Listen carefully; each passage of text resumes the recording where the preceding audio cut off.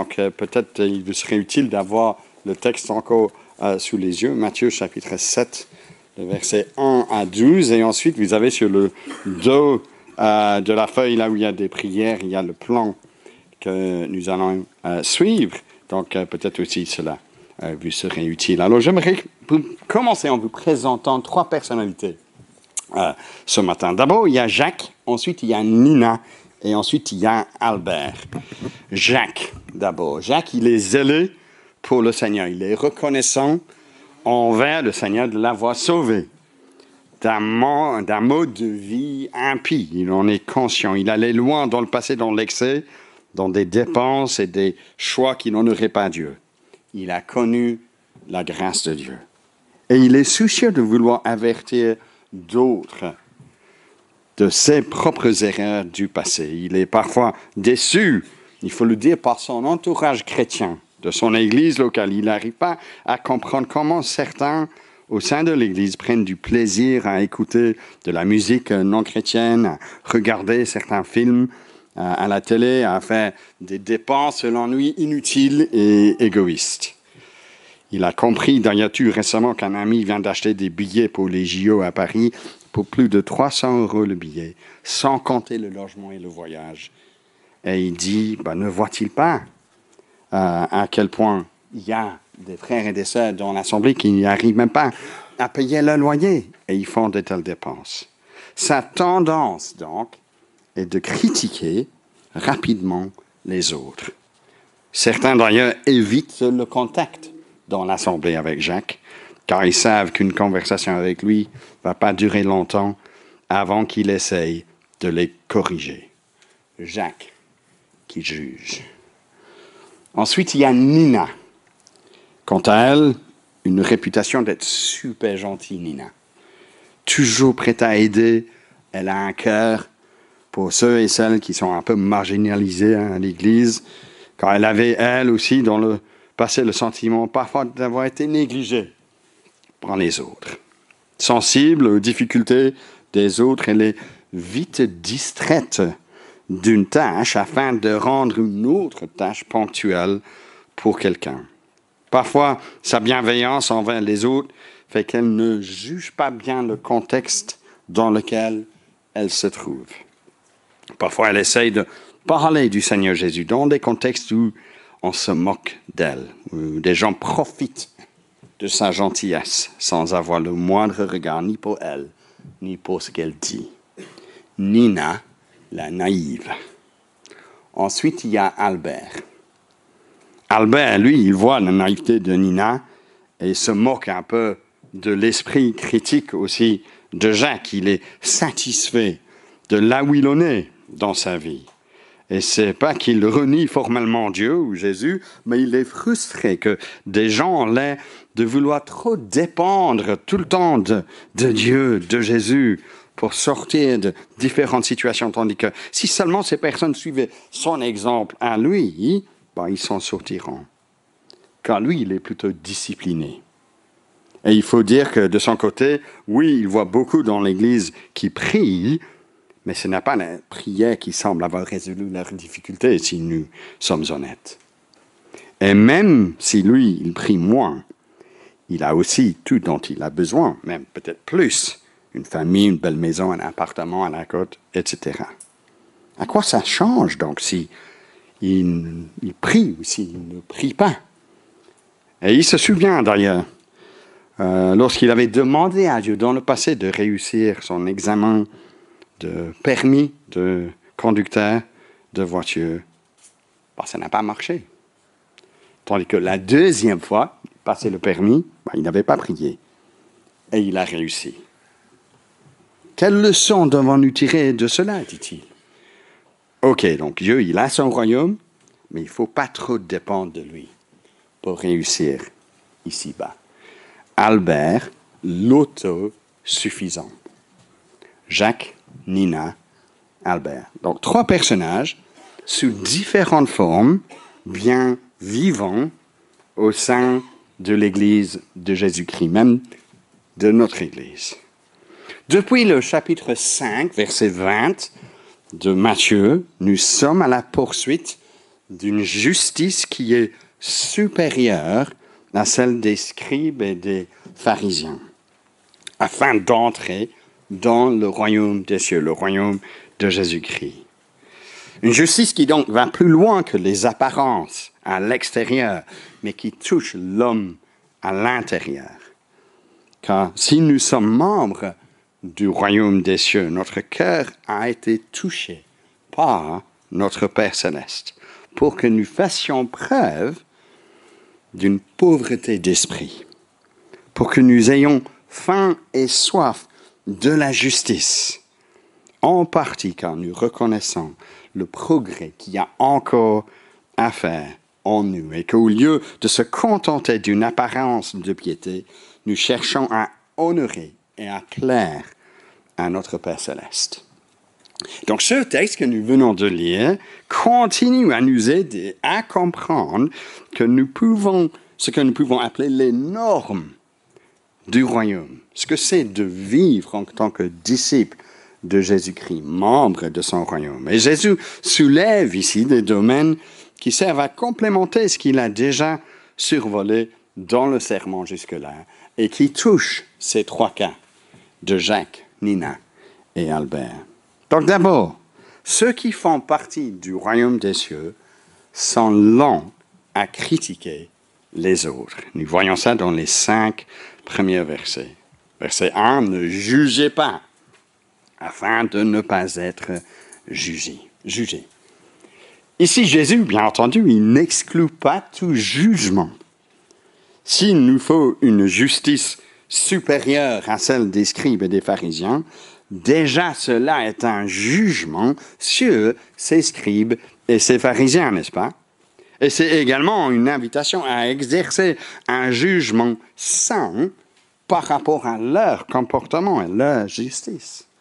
Le verset 6 qui suit cette première exhortation exhorte les croyants à exercer un jugement, de ne pas jeter des perles à des cochons ou donner ce qui est sacré aux chiens. Non, ce que Jésus exclut ici, c'est un esprit faux critique envers nos frères et sœurs, surtout lorsqu'il est clair que celui qui lance le critique a son propre lot de fautes dont il semble lui-même ignorer. Pourquoi, verset 3, regardes-tu la paille qui est dans l'œil de ton frère et ne remarques-tu pas la poutre qui est dans ton œil? Ou bien comment peux-tu dire à ton frère, laisse-moi ôter la paille de ton œil, alors que dans ton œil, il y a une poutre? Continue à porter jugement sur les autres, c'est d'inviter en fait le jugement sur toi-même, parce que ça manifeste un esprit que tu es toujours en train d'opérer votre système religieux avec Dieu sur la performance de l'autre. Verset 2, c'est « avec le jugement par lequel vous jugez, qu'on vous jugera. » Et que c'est avec la mesure à laquelle vous mesurez, qu'on mesurera pour vous. Encore une fois, ce n'est pas ici qu'il n'y a jamais de place pour la correction au sein de la communauté des disciples de Jésus-Christ. Non, il y a une place, mais que cela soit fait sur base d'une humilité réciproque et dans des domaines qui sont importants, au lieu de déclarer sur tout et n'importe quoi que les choses doivent être faites comme toi, tu insistes. Sinon, nous sommes ouverts à cette accusation du verset 5, n'est-ce pas? Hypocrite! Ôte d'abord la poutre de ton œil, alors tu verras comment ôter la paille de l'œil de ton frère. L'apôtre Paul, Romains chapitre 14, s'adresse à ce genre d'esprit critique qu'il y avait dans l'assemblée à Rome. Verset 4 de Romains 14 nous dit « Qui es-tu pour juger le serviteur d'un autre? Qu'il tienne bon ou qu'il tombe, cela regarde son Seigneur. Cela ne te regarde pas. » En effet, juste un peu plus tard, aucun de nous vit pour lui-même et aucun ne meurt pour lui-même. Mais toi, pourquoi juges-tu ton frère? Ou toi, pourquoi méprises-tu ton frère? Cela est un danger autant plus présent dans une église comme la nôtre, où nous faisons de notre mieux de nous soumettre à ce que la parole nous dit. Et dans un tel contexte, c'est fort possible pour des croyants zéleux pour la parole de Dieu de confondre le sérieux pour la parole de Dieu avec une façon très rigide d'appliquer cette parole à différentes situations et à différentes personnes. Alors, je vais vous donner 2 exemples. La parole de Dieu nous exhorte à la générosité. Mais ce n'est pas pour autant que si quelqu'un décide de dépenser une somme d'argent sur un nouvel iPhone, que d'office, cette personne n'est pas en train de gérer ses finances prudemment. Cela dépend de beaucoup de facteurs qui nous dépassent, dont nous nous ignorons. Et c'est à chacun de nous de rendre nos comptes à Dieu, qui est notre maître, pour nos différents choix. Nous ne sommes pas appelés à rendre nos comptes à d'autres par rapport à ces choix. Mais de nouveau, je pense que c'est facile, sous couverture d'un souci fraternel pour quelqu'un, de faire preuve d'une certaine envie ou de jalousie dans ce domaine. On peut imaginer Jacques qui propose à son groupe de quartier de prier pour un tel ou un tel, car il est inquiet pour l'engagement d'un tel ou un tel par rapport au Seigneur. Je me souviens d'un ami, un homme brillant à beaucoup d'égards, point de vue de la théologie, mais un peu intense, point de vue de personnalité, qui partageait avec un groupe d'amis dont je faisais partie lors d'un repas ensemble son désarroi qu'un ami chrétien voulait dépenser un montant qu'il trouvait déplacé et il était soucieux pour le discipulat de cette autre personne. Il nous demandait ce qu'on lui conseillait de donner comme conseil à cette autre personne. Qu'est-ce que je lui ai dit? Je lui ai dit de ne rien dire, car nous n'avons pas toutes les cartes en main pour juger ce qu'un autre décide de faire dans certains domaines. Deuxième exemple, la parole nous exhorte aussi à la méditation de la parole et à la prière. D'où vient dans le milieu chrétien, surtout je dirais dans le milieu chrétien évangélique, le désir de nous encourager à suivre un plan de lecture de la Bible, d'avoir ce que certaines personnes appellent dans le milieu évangélique un culte personnel. Merci Seigneur pour cette habitude. Notre Église propose un plan de lecture, effectivement. Mais gare à nous de trop vite juger ceux qui n'ont pas eu leur culte perso ce matin ou cette semaine. Car une pratique utile n'est pas toutefois un commandement biblique. Le commandement biblique, c'est de méditer régulièrement la parole de Dieu, de prier régulièrement le Père. Mais que la méthode que nous employons pour mettre en pratique le commandement biblique ne soit pas elle-même le commandement biblique. Donc, au lieu de dénigrer l'autre afin de se sentir supérieur, regardez ce que moi j'ai pu faire cette semaine, mon frère. Jésus nous exhorte à bel et bien examiner la poutre qui se trouve dans notre propre œil. S'il y a quelque chose qui rend les remarques de Jacques, dans l'exemple que je vous ai donné, difficile, c'est que Jacques lui-même n'est pas conscient que si on faisait comme lui, on serait en mesure aussi de lui faire part de ce que nous observons comme étant la paille qui se trouve dans son œil. Mais si on ne le fait pas, c'est parce que nous sommes réticents que d'autres nous montrent la poutre dont nous avons affaire dans notre propre œil. Jacques est dur de l'entendre lorsqu'il nous parle, car il se croit à tout moment à la hauteur pour nous en parler, pour nous donner des leçons à tout moment. Il y a un proverbe biblique qui nous dit « Les blessures d'un ami prouvent sa fidélité, tandis que les baisers d'un ennemi sont trompeurs. » Cela reconnaît qu'il y a une place pour offrir des conseils à des amis.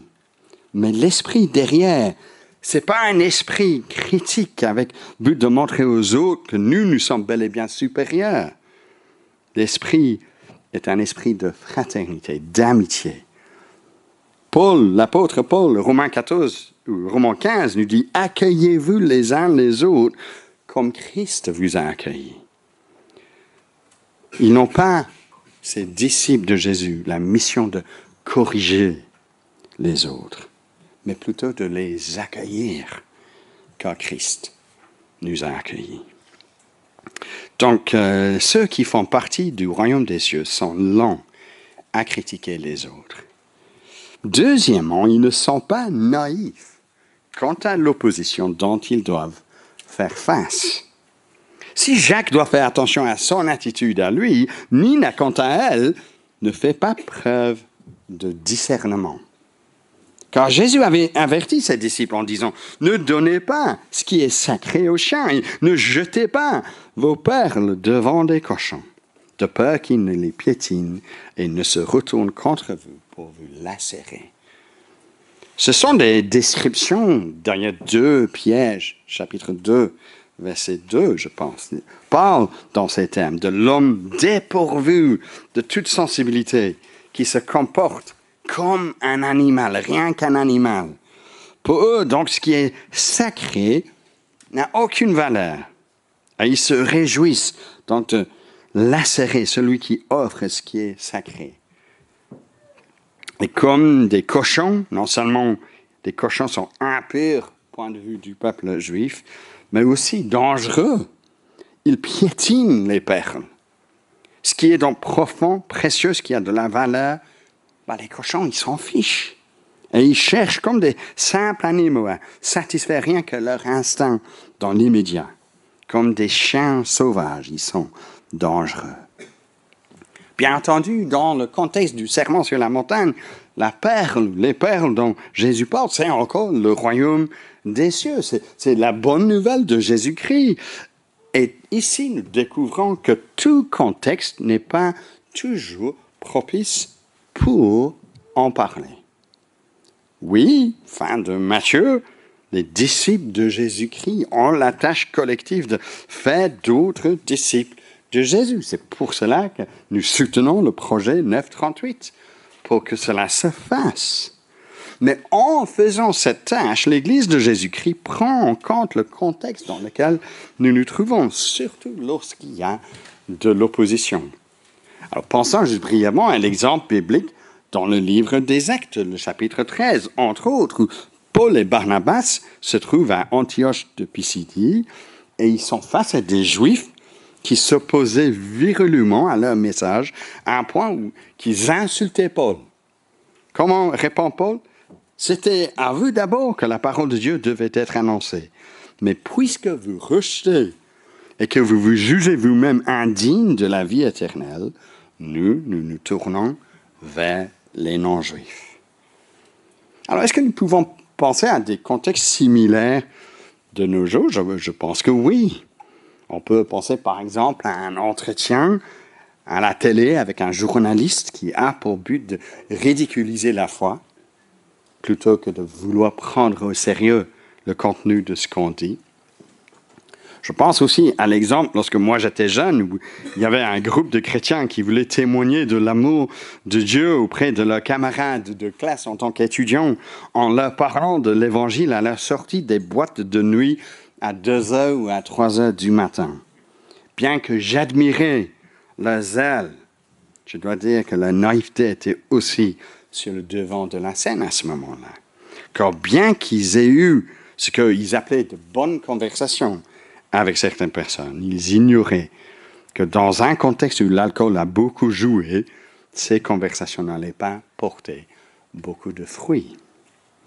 Nous pouvons, je pense, d'une certaine mesure, admirer le courage d'un soi-disant évangéliste qui circule dans le métro ici à Bruxelles pour soi-disant proclamer la bonne nouvelle. Mais j'ai peur qu'en grande partie, au lieu de prendre au sérieux le message qui est proclamé à ce moment-là, nous nous moquons d'une telle personne, voire même nous ayons pitié d'une telle personne. Nina, donc, elle a encore des progrès à faire.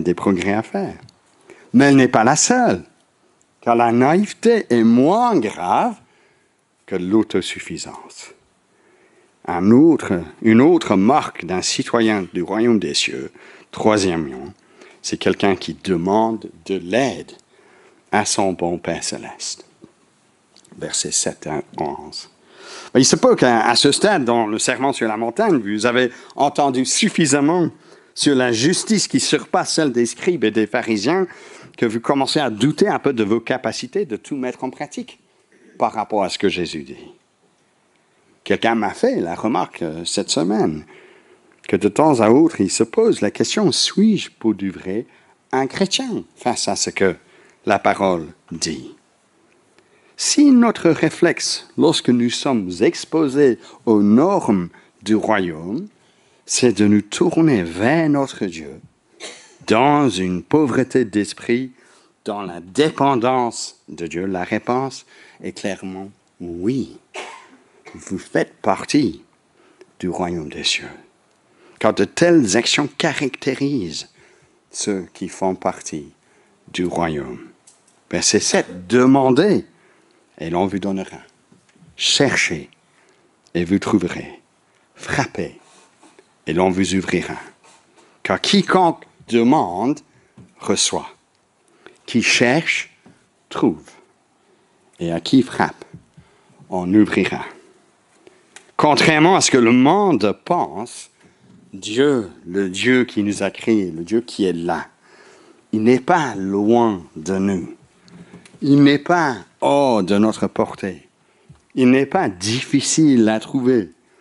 Il n'est pas rien qu'un créateur qui a mis en marche cette création et ensuite il s'est caché quelque part au coin le plus loin de l'univers, impossible à trouver, même pour le télescope spatial James Webb. Non, il est proche de chacun d'entre nous. Il prend plaisir à nous entendre et à nous donner ce qu'on lui demande. Il est ni avare, comme une méchante tante qui s'accapare son héritage, ni méchant, qui se réjouit de notre misère et notre désarroi, ni indulgent, comme un papy qui nous fournit tout sans réfléchir à nos vrais besoins. Jésus, il donne l'exemple ensuite d'une relation père-fils pour illustrer ceci. Verset 9. Si son fils lui demande du pain, quel est parmi vous celui qui lui donnera une pierre? Ou bien s'il demande un poisson, lui donnera-t-il un serpent? Est-ce en temps normal, un parent, est-ce normal, en temps normal, pour un parent de vouloir décourager son enfant, de faire croire à l'enfant qu'il aura quelque chose? Dans l'exemple que Jésus donne, une pierre ressemble à un pain de l'époque. Et un serpent peut ressembler à un poisson tel qu'une andouille, apparemment. Mais en réalité, donc il semble donner quelque chose, mais en réalité, il va lui donner l'opposé. Est-ce qu'un parent prend du plaisir à faire cela? Non. Non. Il faut toujours faire attention si nous sommes parents, parce que nous savons que promettre quelque chose à nos enfants, sans ensuite honorer la promesse, d'ensuite à une grande déception par rapport aux enfants. Alors, étant donné cela, écoutons comment Jésus donc applique cette réalité. Verset 11, si donc vous, tout en étant mauvais, vous savez donner de bonnes choses à vos enfants. De base, oui, Jésus sait que nous ne sommes pas bons, comme le Père, lui, il est bon. Non, nous sommes plutôt laissés à nous-mêmes, indifférents, égoïstes, mauvais, indépendants. Jésus affirme cela en passant pas pour dire que nous sommes incapables du bien. Bien sûr que non, il donne un exemple où les parents font du bien. Il ne dit pas que nous sommes aussi mauvais que nous pouvons l'être. Ce n'est pas le cas.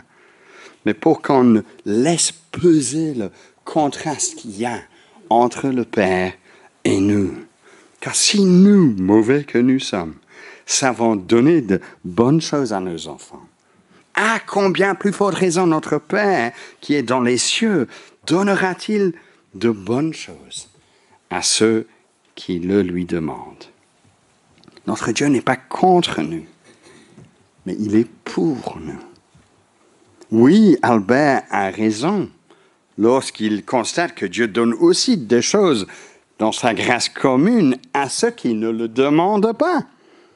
Il suffit d'aller juste 2 chapitres avant, Matthieu 5, verset 45, que disait Jésus par rapport à Dieu. Il fait lever son soleil sur les méchants et sur les bons. Et il fait pleuvoir sur les justes et sur les injustes. C'est vrai, cela. D'une certaine manière, il n'y a pas besoin de prier pour le soleil ou pour la pluie. Mais d'autres dons de la part de notre Père Céleste ne sont pas donnés à ceux qui les demandent. Le pardon. Non, d'autres dons sont donnés que à ceux qui le demandent. Le pardon, le salut, la délivrance du mal, la confiance en Dieu, même lorsque tout semble noir. Il paraît qu'Albert est trop content avec ce qu'il a, qui a peu d'importance, et il n'est pas suffisamment soucieux pour ce qui a de grande importance. Comme dit l'apôtre Jacques dans le Nouveau Testament, vous ne possédez pas parce que vous ne demandez pas. Rappelons-nous que Jésus a déjà donné quelques instructions à propos de la prière au chapitre 6. Ici, donc, n'est pas une carte blanche pour avoir tout ce qu'on veut, mais c'est en conformité de ce qui est bon pour nous, ce qui est conforme aux priorités du royaume, qu'il réponde à nos prières. Et si nous disons comme Albert que la prière ne marche pas lorsque nous avons essayé, ça n'a pas marché, 2 fois d'ailleurs cette semaine, des personnes me l'ont dit. Comment devons-nous répondre à cela? Alors moi j'aimerais répondre avec une autre question. À quel âge, si vous êtes parent ici présent, est-ce que vous avez ou est-ce que vous allez accorder un smartphone à votre enfant? Une chose est sûre, je pense, ce serait plus tard que eux, ils aimeraient le recevoir. Ils pensent être en mesure de gérer dès un très jeune âge les réseaux sociaux, etc. Mais nous savons que trop jeune, c'est une malédiction plutôt qu'une bénédiction d'avoir un smartphone. Merci Seigneur donc que notre Père Céleste sait mieux que nous ce dont nous avons besoin. Donc en fonction de ce que je demande à Dieu, Dieu il fait le tri comme un bon Père Céleste. C'est pour cela qu'il nous exhorte à soumettre nos requêtes dans le chapitre 6 à sa volonté. Et parfois, la réponse, ce n'est pas non à nos prières, mais c'est pas encore. Pas encore. Et si Albert demande, pourquoi prier alors? Si parfois c'est non, parfois c'est pas encore. Car encore comme un enfant, cela fait partie de notre formation avec notre Père Céleste. De reconnaître ma dépendance de lui. De ne pas être autosuffisant dans ma foi. De reconnaître que toute bonne chose vient de sa main. Et de découvrir la joie d'un bon Père Céleste qui répond aux prières, aux requêtes de ses enfants. Albert doit apprendre cela. Il doit lâcher son autosuffisance qui se révèle être un orgueil dangereux qui a pour racine une mauvaise compréhension de la bonté et la proximité de Dieu. En grande mesure, si notre vie spirituelle est pauvre, c'est parce qu'il n'y a pas de culture de se tourner vers le Père qui nous aime dans la dépendance, en lui demandant de nous venir en aide. Demandez, il dit, et l'on vous donnera. Cherchez, et vous trouverez. Frappez, et l'on vous ouvrira. Est-ce qu'on a envie de recevoir? Ou est-ce qu'on a un peu peur si on lui demande qu'on va devoir agir en conséquence? Dieu, il est là à tout moment. Il attend notre appel.